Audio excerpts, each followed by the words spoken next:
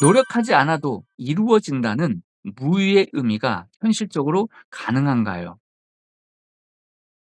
음. 노력하지 않아도 이루어진다. 노력하지 않아도 이루어진다. 말이 성립이 안 되지 않습니까? 어떻게 노력하지 않는데 이루어지죠? 말이 안 맞죠? 이미 이루어졌다. 이미 이루어져 있으므로 나는 노력할 필요가 없다는 정답이죠 그건. 그건 말장난이죠. 그죠? 노력하지 않는데 어떻게 이루어져요? 맞잖아요. 아 내가 노력하지도 않았어. 내가 한 게 또 없어. 그럼 내가 한 게 아니잖아요. 근데 이루었다는 말을 어떻게 해요? 그럼 그 사람이 이룬 게 아니잖아요. 그 사람이 쪼끔 노력을 했든 크게 노력을 했든 노력해야 되는 건 에너지를 투입해야 되는 건 인지상정 아니겠어요? 당연한 소리잖아. 그죠? 그런데 노력하지 않아도 이루어진다? 이건 말이 안 되는 소리인데 그건 말장난이죠. 무의의 의미라는 건 뭐냐면 본래 내가 깨닫든 깨닫지 못했던 본래 품성의 자리에 있다 이 뜻입니다. 그리고 내게서 일어나는 이 노력하는 마음은 또 어디서 왔을까요 그러면? 이게 자연스럽다고 내가 얘기했는데요. 노력하는 게 노력 좀 하면 안 돼요? 왜 노력하는 걸 그렇게 거부감을 갖습니까? 왜 쉽게 가려고 그러죠? 노력한다는 건요 아름다운 겁니다. 네. 생명이 생명을 향해 생명력을 투입하게 돼 있는데요. 생명을 다하는 것이 저는 신성이라고 인제 정의 내릴 수밖에 없는데요.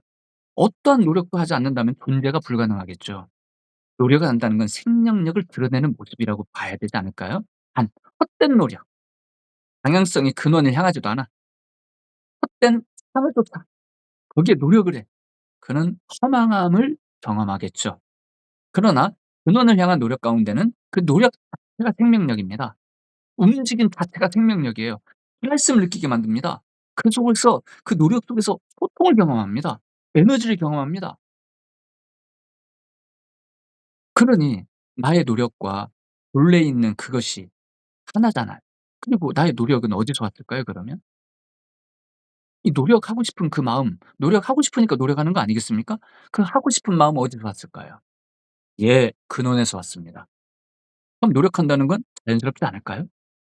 안 제가 많이 여러분들께 인제 말씀드린 나다운 명상을 통해서 좀 이렇게 오해를 풀어드리는 것 중에 하나가 뭐냐면 "상을 내려놓는다.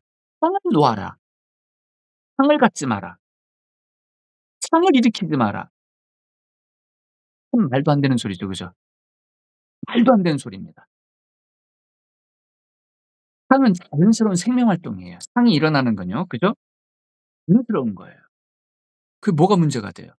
그 상만 옳다고 고집 부리면서 그것만 집착하여 소통을 못하여 못하니까 당연히 고통이 발생되는 거 아니겠어요? 자기가 그게 집착해서 그 상만 옳다고 집착하는 바람에 그놈과의 그 생명의 소통을 자기가 거부했잖아요. 당연히 거기서 고통이 발생되는 거 아니겠어요? 그럼 문제가 되죠 당연히. 상이 문제가 아니라 소통을 갖지 못한 게 문제인 거죠. 그와 마찬가지로 노력한다는 거 의지를 갖는다는 거 문제가 안 돼요. 단 근원을 향하지 않을 때 생명의 소통을 경험하지 못하는 고통을 맛보게 될 겁니다. 허망함을 맛보게 될 거예요. 그건 문제죠. 그래서 무의의 의미는 뭐냐면 본래 있는 그대로의 생명력을 말합니다. 본래 있는 그 생명력은 나라는 존재를 통해 노력하는 모습으로 나타나요. 그러니까 노력을 문제 삼지 않습니다. 음. 근원을 향하는 이 방향성, 알아차림의 방향성은 문제가 될 수 있습니다. 자, 근원을 향한 이 방향성이 핵심이 아닐까 싶습니다. 외로움이 올라올 때 어떻게 해야 편안해질 수 있을까요? 외로움이 올라오는 것이 문제가 아니라 외로움이 올라와서 불편하다는 거죠. 그죠? 외로움이 올라와서 고독하고 쓸쓸하고 우울하고 막 미쳐버릴 것 같고 막 뭐라도 해야 될 것 같고 막 그렇죠. 그죠? 그래서 어떤 불안한 마음도 올라오고 외로운데 외롭다고 해 가지고 아무나 만날 수도 없고 또 누굴 만나자니 불안하고 그 사람부터 또 상처받을까 봐. 그러다 보면 인제 또 외로움을 또 자초하기도 하죠. 그죠? 이럴 때 어떻게 편안할 수 있을까요? 궁극적으로는 깨달아야죠. 궁극적으로는 깨달아도 사실 또 외롭습니다. 일단 외로움이 올라온다는 거 첫 번째 뭐예요? 까르마를 통해 생명력의 소통을 경험 못 한다는 얘기입니다. 어떤 사람은 혼자 있는 게 즐거울 수도 있거든요. 그죠? 혼자 상상하는 게 너무 좋아. 아무도 간섭 안 받는 게 너무 좋아. 그냥 휴식하고. 얼마나 좋아요. 왜 좋을까요? 생명력을 경험하니까. 남들이 있으면 그 생명력을 온전히 경험 못 하거든요. 나한테 집중할 수도 없고요. 나 혼자 있고자 하는 건 뭐예요? 나 자신에게 집중하고자 하는 거잖아요. 그죠? 그래서 타인과의 어떤 관계를 끊는다는 것이 이렇게 좀 이렇게 좀 벗어나서 나 홀로 있다는 거. 그 나 혼자 있는데 외롭다는 건 뭐예요? 생명력을 못 느낀다는 얘기거든요 그럼. 그죠? 그럼 명상을 해야 됩니다. 명상하는 게 좋죠. 나의 깊은 근원을 향해 들어가는 거예요. 근원을 향해 들어가면 들어갈수록 생명력을 경험하게 돼 있어요. 생명력을요. 경험합니다. 자 이게 첫 번째 근원적인 거죠. 두 번째 현실로 들어와요. 현실로 들어오면 나 혼자 있잖아요. 그죠? 자 까르마가 있다 보니까 또 사람들과 관계가 맺어져요. 자 이때 나와 대화될 사람을 만나야 되는데 이거는 굉장히 어렵습니다 이때부터는요. 일단 무조건 나하고 다 다른 사람들이에요. 그러므로 우리가 뭘부터 해야 되느냐? 나의 깊은 근원을 각성하고 그 각성된 근원을 향하는 이 마음 자세로 사람들을 대해야 됩니다. 사람들을 대하다 보면 그 사람들을 내가 온전히 받아들여 품을 수 있는 보량이 생기기 시작을 해요. 받아들이는 파워, 힘이 생긴다 이 말이에요. 까르마의 법력이 생깁니다. 그때부터 사람들과 소통해 나갈 수 있는 힘이 생기는 거예요. 어떤 힘? 어떤 소통일까요? 예. 생명력의 소통이 돼야 되겠죠. 그죠? 예. 그런 것들이 이제 우리가 명상을 해야 되고 또 기도를 하는 이유가 될 겁니다. 저는 이분께 이 외로움이 올라올 때 어떻게 해야 되냐는 그런 어떤 음 생각을 가지신 분들께 어 하나 권해 드리고 싶네요. 기도하십시오. 기도하세요. 기도를 하게 되면요. 원력이 생겨요. 기도는 그냥 막 하는 게 아니잖아요. "나 이런 남자 만나게 해 주세요. 저런 남자 만나게 해 주세요." 그런 기도가 아니라 내 가슴 깊은 가운데 깃들어 있는 이 영성과의 소통을 나눌 수 있는 그런 "인연 맺게 해 주세요." 이것이 될 거 아니에요. 그죠? 그러기 위해서는 우리는 기도를 어떻게 할까요?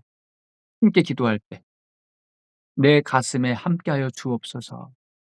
나의 외로움은 내가 외로운 것이 아니죠.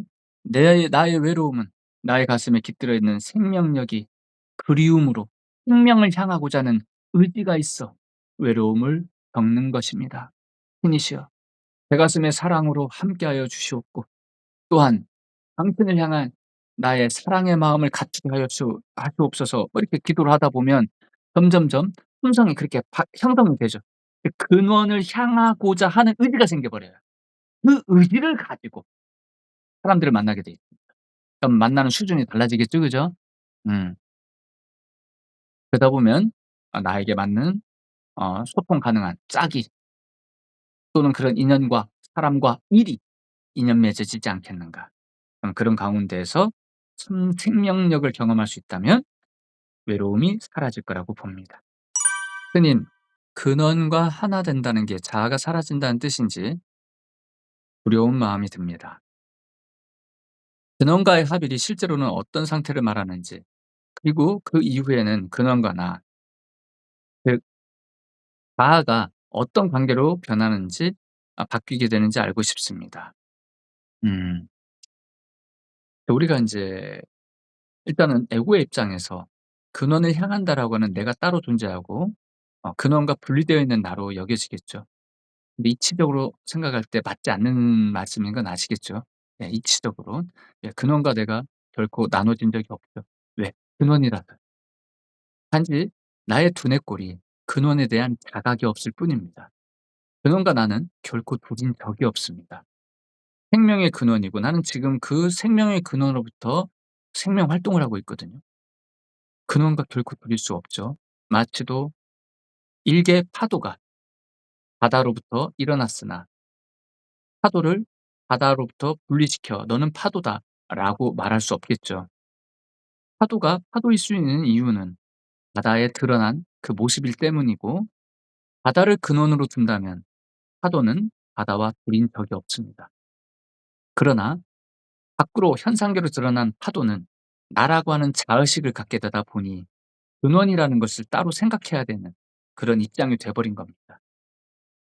그래서 우리가 근원과의 합의를 경험한다는 거는 엄밀히 말하면 합의를 새롭게 하는 걸 말하는 게 아니고 이미 둘이 아님을 경험하는 겁니다. 이미 둘이 아니에요. 나라는 존재의 나타남은 이미 근원으로부터의 현현함입니다.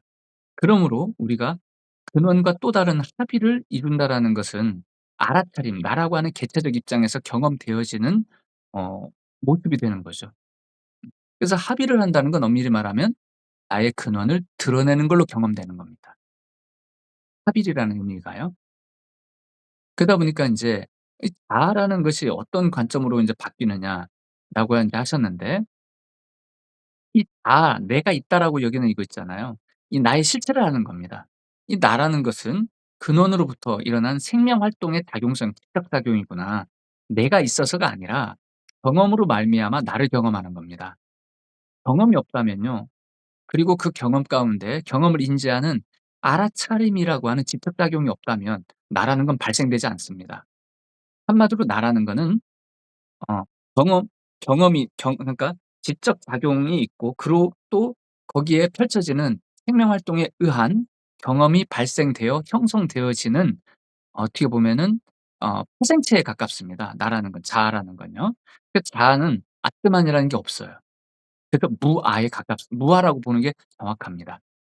나라는 작용성은 있으나 나라는 정신 활동은 있으나 실체가 없다. 오직 생명 그 자체일 뿐이다라는 걸 명징하게 나의 두뇌 의식으로 이것을 완전히 이해하고 알아차리는 것이 바로 변화의 모습입니다. 우리는 흔히 그걸 깨어 있음, 각성, 깨달음 이런 식으로 표현을 하겠죠. 예. 그런 대생명력의 깨달음, 대생명력과 완전히 둘이 아닌 일체성으로서의 그 존재성을 새롭게 경험하는 것이 바뀌는 모습이 될 겁니다. "수행은 애쓰는 것이 아니라 자연스러워야 한다."라는 그런 어떤 표현이 있다고 합니다. 애쓰는 건 뭐고 자연스러운 건 뭘까요? 이거 나눌 수 있나요? 제가 볼 때는 전혀 나눌 수 있는 것이 아닙니다. 애쓰는 것은 곧 자연스러운 겁니다. 수행이 어떻게 쉬워요? 수행은요 어차피 어려운 거예요.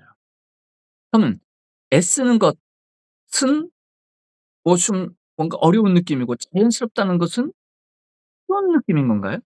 어려운 게 자연스러우면 안 되나요? 어려운 것 또한 자연스러운 거예요. 산을 올라가요. 힘 있는 사람은 산 팍팍팍 올라갈 수 있겠죠. 그죠? 근데 초반에만 올라가지 산꼭대기쯤 가면 그 사람 힘 빠졌을 겁니다. 그죠? 산을 올라가는데 힘이 안 들 수가 없죠. 애써야 되겠죠. 그죠? 그러므로 산을 올라가는 것, 수행을 한다는 건 애쓰는 것이고 그것은 자연스럽습니다. 이렇게 좀 정리해 드릴 수가 있겠네요.